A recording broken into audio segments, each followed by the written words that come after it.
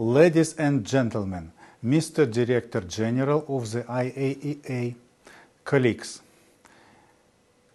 as it is defined in the United Nations General Assembly resolutions of 2nd of March 2022, aggression against Ukraine, Ukraine has been under the full-scale armed aggression launched by the Russian Federation, and there is not a simple current situation in Ukraine or armed clashes, as it is noted in some IAEA documents.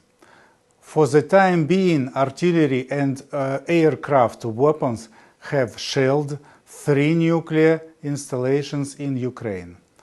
As a result of the bombardment, the buildings and power supply systems of the National Scientific Center in Kharkiv, especially to nuclear reactor source of neutrons, were destroyed. Chernobyl, as it is known, there are several nuclear facilities there. The power supply was also interrupted. The world-famous unique new safe confinement over the fourth reactor and all physical protection and monitoring systems were powered by emergency generators. Today, we managed to restore electricity supply. Zaporizhzhia nuclear power plant is occupied by Russian troops.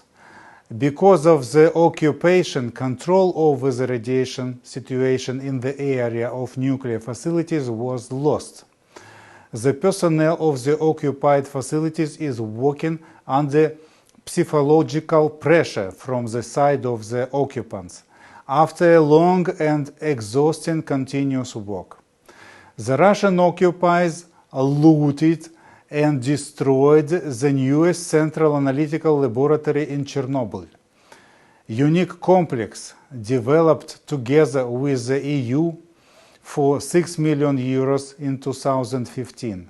It is possible that some radiation sources were abducted and taken away in any unknown direction.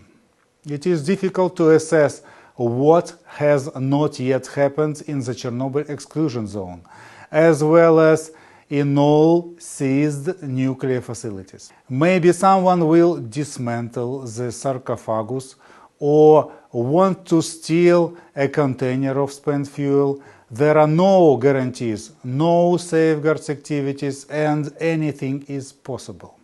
Distinguished delegates, experts, it does not make sense for you to show the whole list of dangers and threats that arise as the consequences of modern hostilities with the use of about all modern weapons against the Ukrainian nuclear installations.